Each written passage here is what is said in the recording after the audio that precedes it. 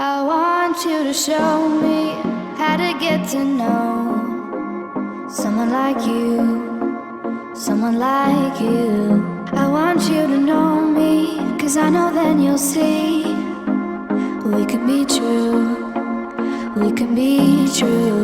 I want you to see what.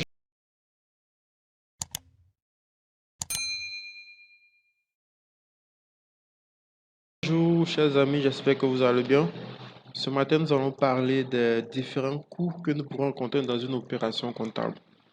Peu importe que ce soit dans une opération quotidienne de la vie, les différents coûts. Mais d'abord, il faut savoir c'est quoi un coût. Nous allons donner la définition du coût, ensuite on va parler des différents coûts que nous pouvons rencontrer, qu'il s'agit du coût d'achat, de production, de distribution, de coût de revient. Et en cas pratique, nous aurons comme un bonus comment déterminer le coût d'acquisition d'une immobilisation. Ok, c'est parti. Donc, du coup, ici, il faut comprendre par coût. Un coût aussi, c'est un ensemble de charges relatives à l'entreprise et à son activité. À l'entreprise, parce que quoi? L'entreprise en elle-même a ses charges, a ses coûts. Ok? Ça peut être le loyer, les factures d'eau, d'électricité. Ça, ce sont des coûts ou des charges relatives à l'entreprise. Et maintenant, des coûts qui sont relatifs à l'activité de l'entreprise ici, il va s'agir s'il s'agit d'une entreprise commerciale, il s'agirait ici de la marchandise achetée, c'est-à-dire la marchandise achetée va constituer ici le coût de l'activité. Ok? Ou encore, nous pouvons prendre aussi comme définition aussi, c'est un ensemble de frais liés à l'acquisition d'un bien. Lorsque vous voulez acquérir un bien, tous les charges ou toutes les opérations financières que vous allez faire qui vont vous coûter de l'argent pour pouvoir acquérir cette marchandise-là, c'est un ensemble, cet ensemble de charges-là, c'est cet ensemble-là que nous appelons des coûts. OK? OK, nous allons donner la définition d'un coût d'achat. D'abord, achat ici, c'est déjà acheter quelque chose. Mais en termes comptables ici, le coût d'achat, c'est un ensemble de charges qu'une entreprise, une entité ou une personne engage depuis l'achat de la marchandise jusqu'à le stockage. Okay? Donc, depuis l'achat de la marchandise jusqu'au stockage de la marchandise, toutes les opérations qui vont rentrer en ligne de compte pour pouvoir obtenir cette marchandise jusqu'à leur stockage, c'est tout cet ensemble-là, ces frais qui seront liés là, qui va déterminer ici le coût d'achat. Donc ici, trois éléments vont rentrer en compte pour la détermination du coût d'achat. Ces trois éléments ici, il va s'agir non seulement le prix d'achat, les frais d'achat qui sont différents. Le prix d'achat est différent des frais d'achat ou frais accessoires d'achat. Ensuite, nous avons les charges d'approvisionnement. Nous allons définir chacun de ces éléments pour que vous puissiez faire la différence et mieux comprendre. Au niveau du prix d'achat, ici le prix d'achat, d'abord même pour acquérir, pour déterminer le coût d'achat, le prix d'achat ici d'abord c'est au prix hors taxe, récupérable net des réductions commerciales. Ok? La réduction commerciale, il s'agit de rabais, remises ou ristournes obtenus. Donc, le prix d'achat, c'est le prix d'une marchandise que vous allez acquérir hors taxe, sans que la TVA n'intervienne dans ce prix d'achat-là. Souvent, il y a des achats que vous faites et puis le fournisseur vous fait des réductions, soit une remise, un rappel ou une ristourne. Donc, lorsque ce fournisseur vous fait ces réductions-là, vous devez automatiquement, d'abord même dans la facture, ces réductions sont déjà retranchées dans le prix d'achat. Donc le montant net hors taxe que vous allez obtenir, c'est ce qui fait le prix d'achat d'abord de la marchandise. Après cela, nous avons les frais d'accessoires d'achat ou les frais d'achat. Quand on parle de frais ici, les frais sont généralement payés à des tierces personnes, ok, avant de pouvoir obtenir la marchandise en question, ou bien avant de pouvoir acheminer la marchandise de chez le fournisseur jusqu'à dans les locaux de l'entreprise. Ok? Donc ces frais d'achat ici, ils sont constitués tout simplement de transport, les frais de courtage, les frais de douane non récupérables, bien sûr, il faut bien préciser, Donc, les frais d'achat ici sont constitués des différentes charges que l'entreprise ou bien un individu sera obligé de faire pour pouvoir acquérir cette marchandise-là. C'est-à-dire, si c'est une marchandise qu'il doit transporter, forcément, il va payer le transport. Aussi, il y a des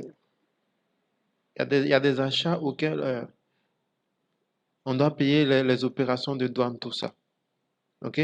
Donc, toutes ces petites dépenses qui vont rentrer en ligne de compte pour pouvoir acquérir cette marchandise-là, c'est tous ces éléments que nous appelons les frais d'achat.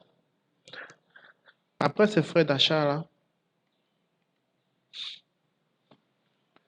nous avons les charges d'approvisionnement. Les charges d'approvisionnement, ici, il s'agit des frais accessoires d'approvisionnement ou de stockage.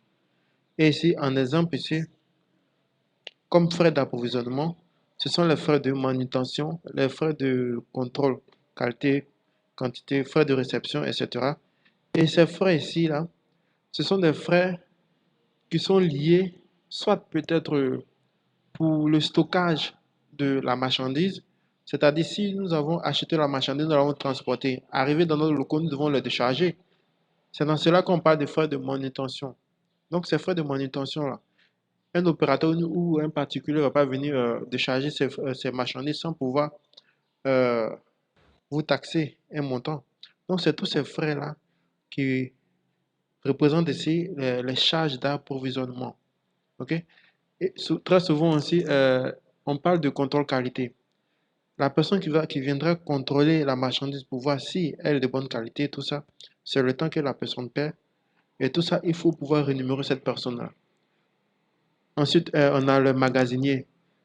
Quand on stocke la marchandise ici, forcément, on aura besoin d'une personne, bien d'un magasinier, pour pouvoir gérer et surveiller ce stock-là. Donc, tous ces frais-là, ici, représentent les frais d'approvisionnement.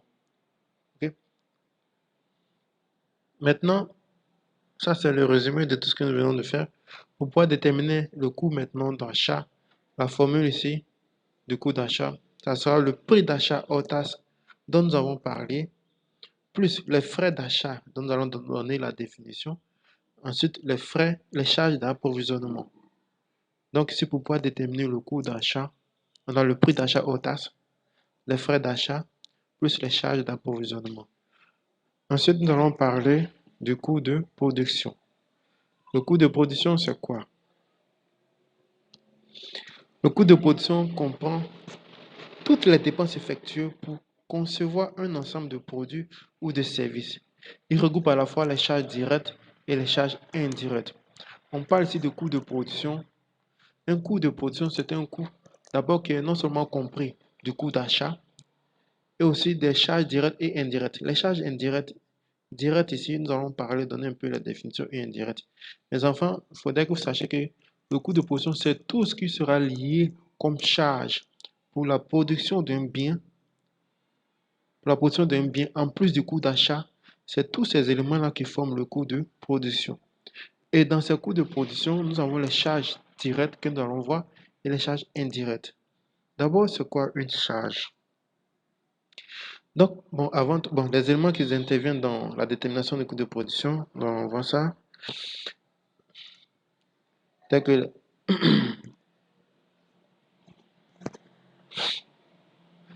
ok.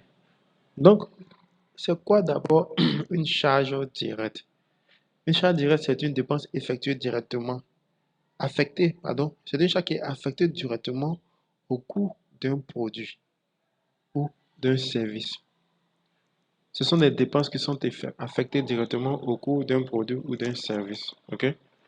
Donc ici, ces dépenses-là, donc ces charges, ce sont des charges qui sont en rapport direct avec l'activité en question.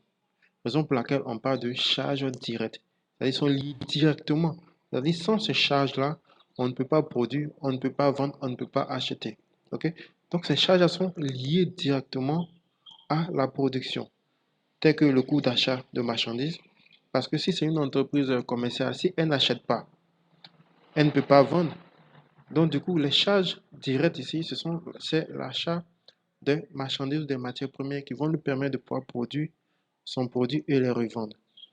Ensuite, on a la main-d'œuvre, c'est-à-dire les heures de travail.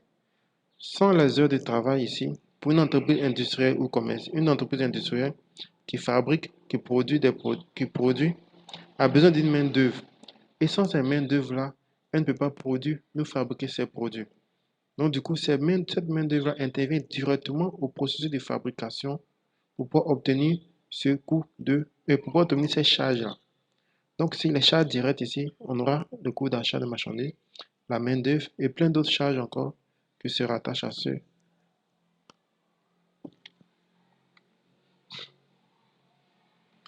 Donc, ensuite, on aura ici les charges indirectes.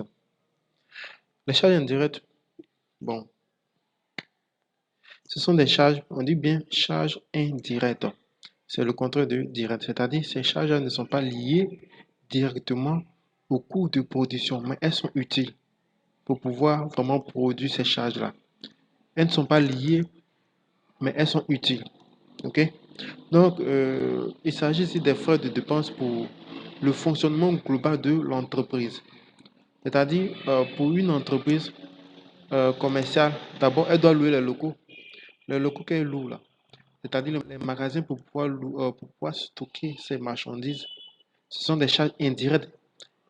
Elles n'impactent pas forcément la production ni la vente de ces marchandises. C'est un espace qu'elle occupe pour pouvoir stocker sa marchandise. Donc, elle est indirecte. Elle n'est pas liée forcément à la production de l'entreprise, des produits de l'entreprise. Raison pour laquelle on parle de charges indirectes. OK? Dans ces charges indirectes-là, nous faisons face aussi à deux types de charges, c'est-à-dire les charges fixes et les charges variables. C'est quoi une charge fixe? Une charge fixe, comme son nom l'indique ici, charge fixe. C'est une charge qui reste intacte, qui ne change pas, qui ne varie pas, quelle que soit l'activité de l'entreprise. Ces charges-là restent fixes. Elles ne varient pas. Son montant ne varie pas. Et ces charges fixes ici, il s'agit de quoi? Nous avons le loyer. Le loyer, vous êtes d'accord avec moi que le loyer, c'est une charge qui ne varie pas, elle reste fixe. L'électricité. Si l'entreprise ici a l'habitude de consommer un tel montant d'électricité sur un certain nombre de mois ou d'années, ici aussi on a l'eau, aussi qui est une charge aussi fixe que l'entreprise aussi consomme de façon. Ensuite aussi, nous avons les abonnements Internet Assurance et aussi les salaires. Les salaires, elles peuvent être semi-fixes. Elles peuvent être fixes ou variables. Parce qu'il arrive des moments où on décide d'augmenter le salaire d'une personne par le rendement de son activité. Donc là, elle ne devient plus une charge fixe, mais elle devient une charge variable. OK? En plus des charges fixes, nous avons les charges variables. Donc ici, une charge variable, comme son nom l'indique, c'est une charge qui varie en fonction du niveau de l'activité de l'entreprise. Elle augmente lorsque la production ou elle augmente lorsque la production ou le chiffre d'affaires augmente. C'est-à-dire si l'entreprise euh, augmente son chiffre d'affaires, décide d'augmenter sa production, ce sont des charges qui vont aussi augmenter. Donc, ces charges, il s'agit du coût d'acquisition des matières premières. Si l'entreprise a l'habitude d'acheter un tel montant, c'est-à-dire peut-être 10 millions de marchandises chaque mois pour sa production, et qu'elle décide d'augmenter son chiffre d'affaires ou sa production, forcément, l'achat de marchandises ici va augmenter. Donc, du coup, vous voyez que la charge ici, elle n'est plus fixe, mais elle est variable. Ainsi, les frais d'emballage. Ensuite, on a les sous-traitances, les frais de transport, la commission et le coût de distribution. OK? Ça, c'est le résumé de tout ce que nous venons de faire.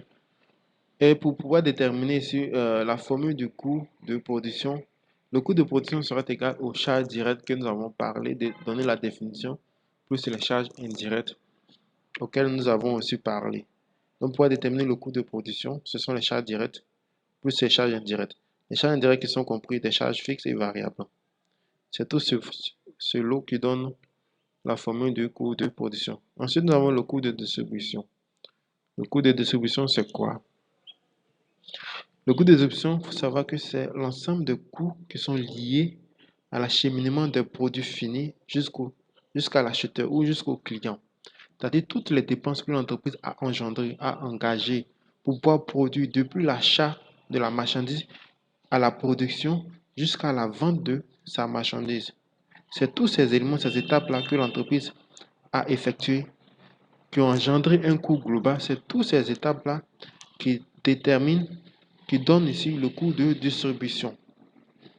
OK? Donc ici, un exemple ici en coût de distribution. Ici, il s'agit d'abord les frais de stockage des produits finis. Euh, oh, désolé d'abord. Le coût de distribution, voilà. Le coût de distribution, le coût d'achat ou le coût de production n'en fait pas partie. C'est simplement les frais liés ou les frais qui ont été engagés pour pouvoir vendre ce produit-là. On a fini d'en acheter, on a produit. Maintenant, on veut distribuer, on veut vendre ce produit-là. Donc, ce sont les charges qu'on va engager, que ce soit au niveau du transport. Si on doit transporter ces produits d'un point A à un point B pour aller les vendre, si une personne, un commercial doit faire la publicité de ces produits, les frais qui vont engendrer cette publicité-là, si aussi les commerciaux, si on doit vendre aussi en détail, ou bien donner ces produits-là à des personnes pour pouvoir faire la pub, comme je l'avais dit, tout ça, c'est tous ces éléments-là engendrés là qui forment le coût de distribution. On entend parler coût de distribution, les éléments qui vont nous permettre de pouvoir vendre, pouvoir distribuer notre produit, toutes les charges que cela va engendrer, c'est toutes ces charges qu'on appelle coût de distribution. Donc, donc après ces coûts de distribution, on aura le coût de revient, c'est-à-dire le coût à laquelle nous avons le coût total auquel nous avons dépensé, c'est-à-dire de l'achat de la marchandise, de la production et aussi de la vente pour pouvoir vendre tout ce produit. Donc c'est ce coût-là qui ici est appelé le coût de revient. Hein?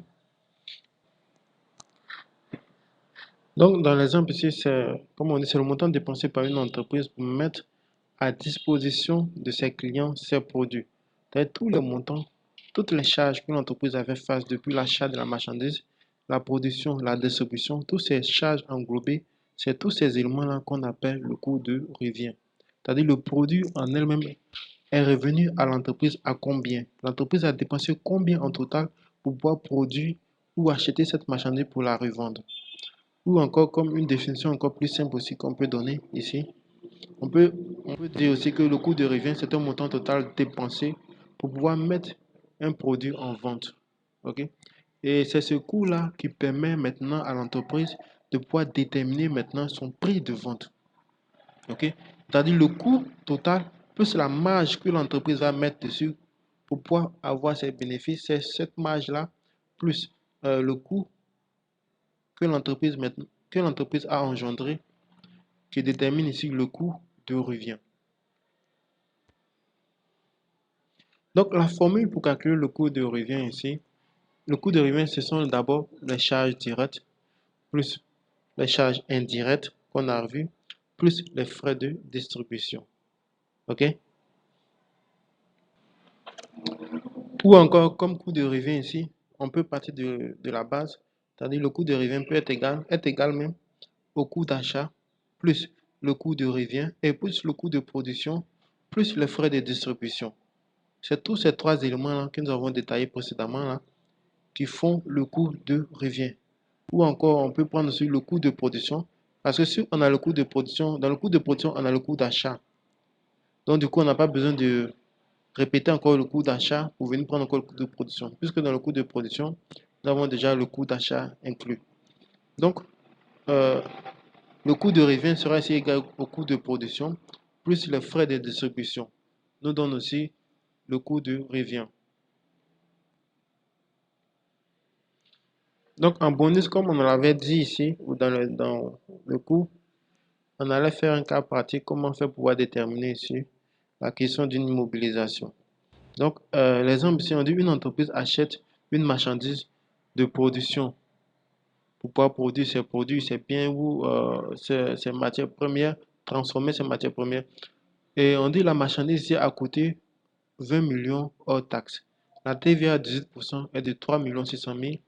Et pour acquérir cette marchandise-là, cette machine-là, l'entreprise a payé du transport de 50 000. Et il y a eu aussi la manutention, c'est-à-dire l'élévation de la machine de 100 000 francs. Et aussi, il y a eu l'installation et la mise en marche de la machine qui s'est élevée à 300 000.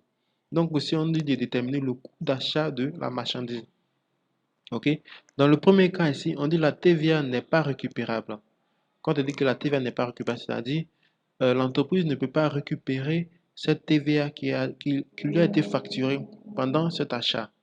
Donc du coup, ça devient comme ici pour l'entreprise une charge.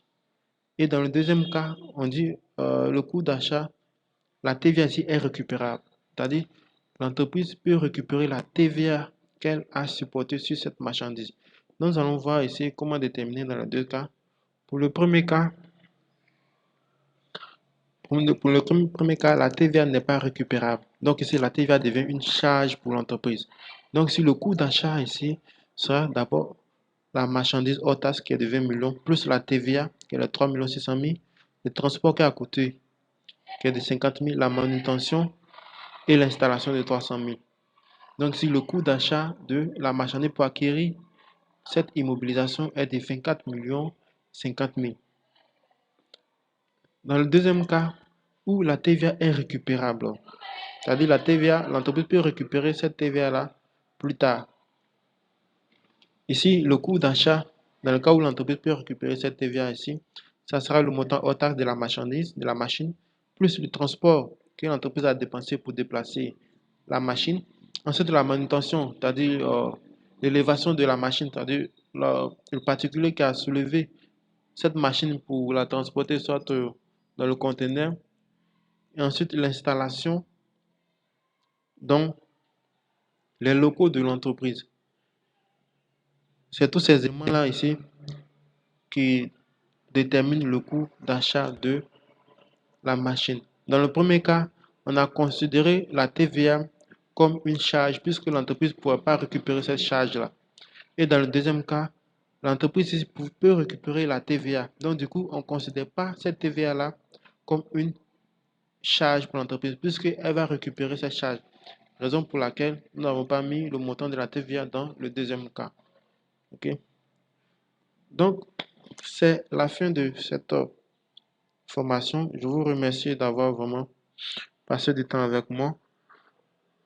Et pour le prochain cours, ça sera comment éditer une facture d'achat, une facture d'avoir et aussi une facture de retour de marchandises. Il arrive des fois où le client retourne une marchandise. Comment passer cette écriture-là dans notre livre comptable ou comment éditer cette facture. Donc, ça sera le cas du prochain cours. Je vous remercie d'avoir vraiment pris ce temps de pouvoir m'écouter.